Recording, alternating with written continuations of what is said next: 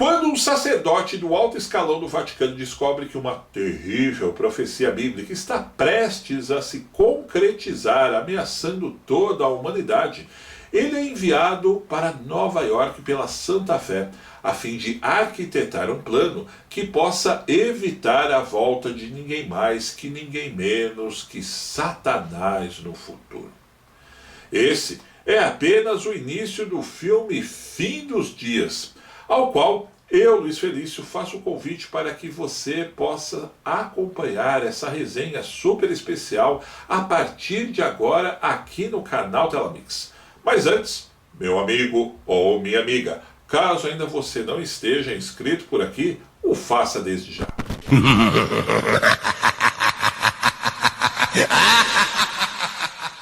Corria o ano de 1999.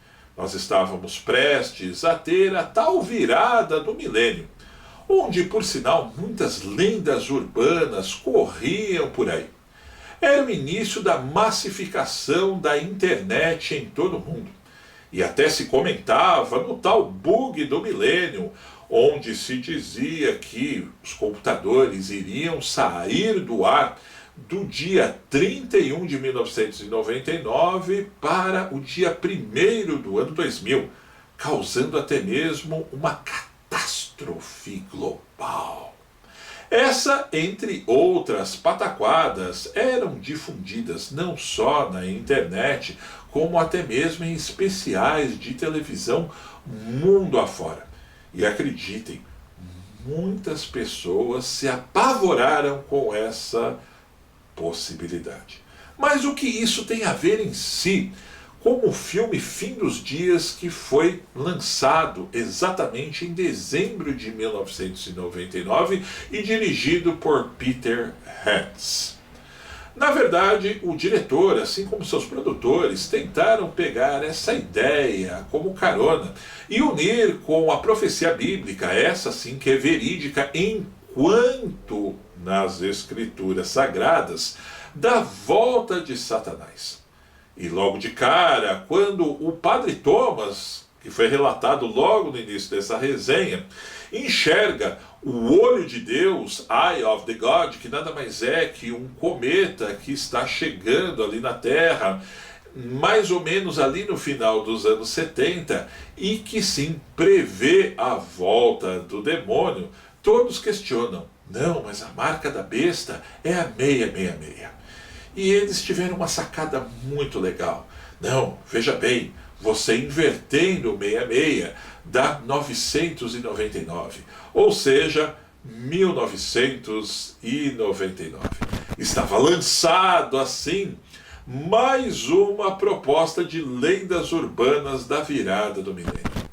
E por que não trazer um grande astro do cinema para enfrentar o demônio? E foi assim que foi feito com muito sucesso, trazendo ele, Arnold Schwarzenegger, que vivia neste momento a sua primeira participação em um filme de terror. Assim que o Padre Thomas é enviado para Nova York, se passam exatamente 22 anos para que a profecia pudesse ser completada. E assim o demônio consegue voltar para a Terra, na pele daquele que eu considero um dos atores mais brilhantes que interpretaram o Tinhoso até hoje, Gabriel Byrne. A cena é icônica quando aquele bueiro explode bem no centro de Manhattan e ele acaba entrando ali em um bar sofisticado e se apossando do corpo de um executivo, bem descoladão, bem bonitão, que, como eu disse ainda há pouco, é interpretado pelo Gabriel Byrne. Assim que ele toma a forma humana, ele sai do banheiro e logo de cara vai seduzir uma bela loira que está ali. Neste momento você já tem ideia de quem é esse Satanás. Maquiavélico, sedutor e, acima de tudo, que se acha pleno dono da situação, não enxergando nenhum rival que poderá detê-lo. Acontece que Padre Thomas acaba descobrindo quem é o corpo que está sendo habitado por Satanás. E o diabo escolheu muito bem, por sinal, um empresário, como eu disse ainda há pouco, bonitão, bem-sucedido no ramo de negócios em Manhattan, que tem toda uma segurança por detrás dele. Dentre eles, o agente Jericho, que tem o seu parceiro Bob. Jericho, aqui não precisa dizer muita coisa, interpretado por Arnold Schwarzenegger, na verdade é um ex-policial que tem uma vida muito traumatizada por ter perdido a esposa e a filha, vítimas de uma chacina de vingança. Mas, pensando até em se matar, logo ele é convocado por Bob para irem reforçar a segurança deste empresário. Chegando a um encontro exatamente de negócios, eles percebem que um tiroteio logo começa. E Jericho, munido de todo o amparato da segurança, acaba capturando Padre Thomas, pensando que este sim é o vilão da história e não tendo o menor conhecimento do que está prestes a enfrentar lá na frente. Sarcasticamente, o demônio consegue fazer com que, digamos que esse seu avatar acabe escapando facilmente dessa, enquanto Jericho e todos os policiais vão para cima para investigar o porquê da motivação daquele crime em querer assassinar aquele empresário dessa forma. Do outro lado da história, Satanás acaba visitando no hospital o Padre Thomas. E essa eu considero uma cena muito especial do filme, pois aí eu reafirmo a interpretação do Gabriel Byrne, que consegue passar um sarcasmo muito bem definido. Você lembra da cena do hospital, que ele chega e olha bem nos olhos do Padre Thomas e diz: você prevê o futuro, não é mesmo? Então você já sabe muito bem o que eu vou fazer com você. Neste momento, Jericho está lá com o Bob, revistando toda a casa, se é que a gente pode chamar assim, do Padre Thomas, que na verdade é um verdadeiro pardieiro, que acham até a língua do padre dentro da geladeira e descobrem a foto da Christine, que na verdade foi a predestinada de tudo aquilo. Se a gente voltar um pouco a fita, tem a cena do parto lá no final dos anos 70, onde uma seita não só acaba pegando para si a criança, ou seja, a Christine, quando era bebê, como também assassinando de uma forma que não é muito declarada, mas nós sabemos, a sua mãe para ficar de posse do bebê. Pois bem, voltamos já lá para o ano de 1999, onde Jericho e Bob começam a desconfiar que existe algo muito mais sinistro por trás disso tudo. Lembra da seita, que era inclusive disfarçada de médicos lá no parto da Christine no final dos anos 70? Pois bem, eles começam a preparar a partir daí a garota para ter um acasalamento com Satanás. Mas existe também uma outra corporação do Vaticano, uma espécie de Vingadores da Santa Fé, que está atrás de Christine também, pois foram informados pelo Padre Thomas lá atrás que a garota precisa ser assassinada. Imediatamente, quando eles ficam sabendo da falha do Padre Thomas, eles vão atrás de Christine para assassiná-la.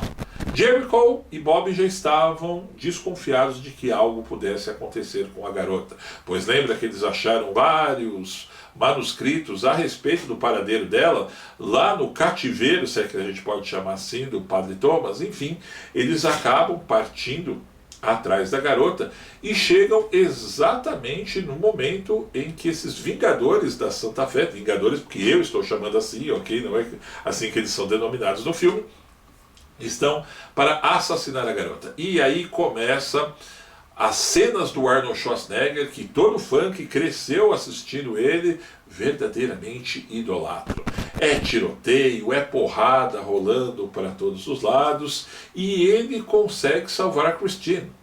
A pobre garota que não sabe até então absolutamente do que está rolando e tampouco faz ideia de que ela é a prometida para Satanás. Com o desenrolar da história, a seita que está protegendo Christine acaba também entrando em rota de colisão com Jericho, pois quando ele quer tirar a garota dali, a tutora dela, que na verdade há muito tempo está cuidando dela, incumbida dessa missão, tenta evitar. E é aí que tem um dos melhores quebra-paus do filme que eu considero, que é quando essa senhora, vamos chamar assim, já um pouquinho para cima da meia-idade, sai na porrada com Jericho. Meus amigos, de igual para igual. Eu lembro quando eu assisti essa cena no cinema, eu simplesmente delirei. Até que ele pega a cabeça dela e consegue estourar em uma mesa de centro que está na sala da casa dela, ali onde a Christine mora também, estourar no vidro e arrebentar a cabeça da mulher. E nós teremos Satanás que decide ir em pessoa atrás de Christine. E outra cena icônica que eu considero, quando o Gabriel Byrne faz muito bem na versão da voz original, não da dublada, quando ele vai chamar Christine, pega pra você ver, ele dá uma espécie de um eco, Christine, e ecoa pelo aquele corredor.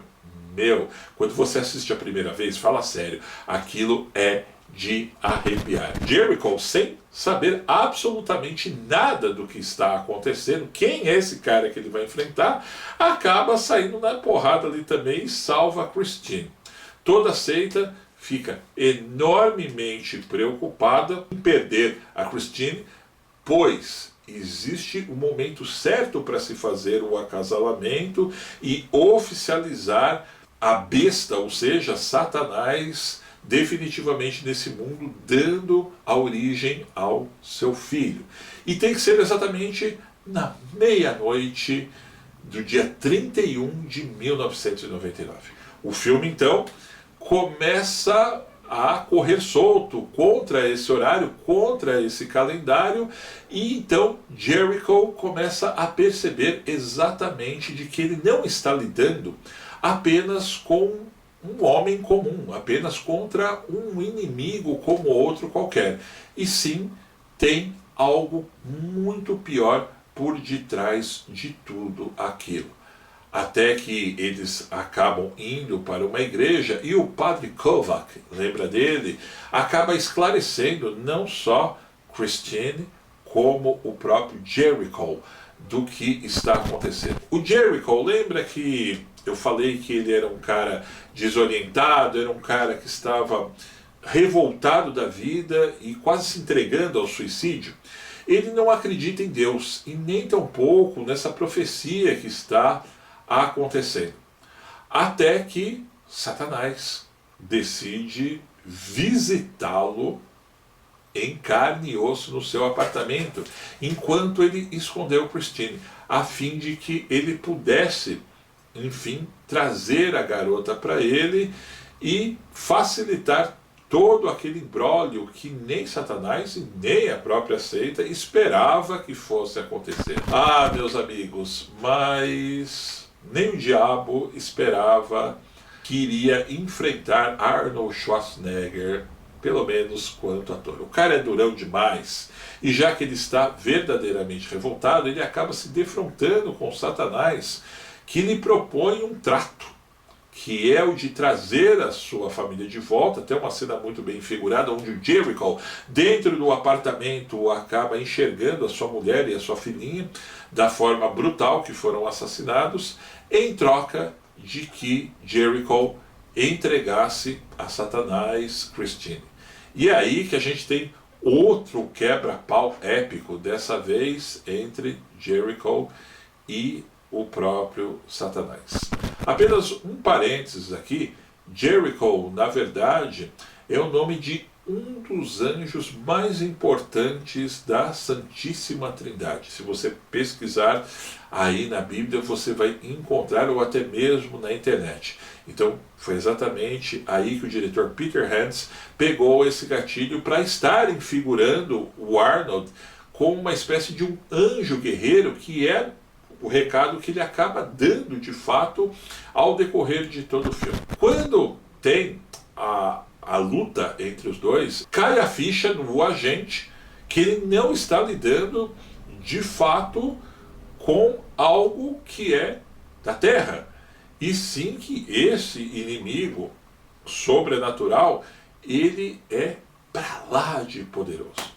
Jericho então começa a arquitetar um outro plano para tentar salvar não só Christine, como a essa altura do campeonato, a própria humanidade, quando ele é defrontado pelos seus próprios companheiros.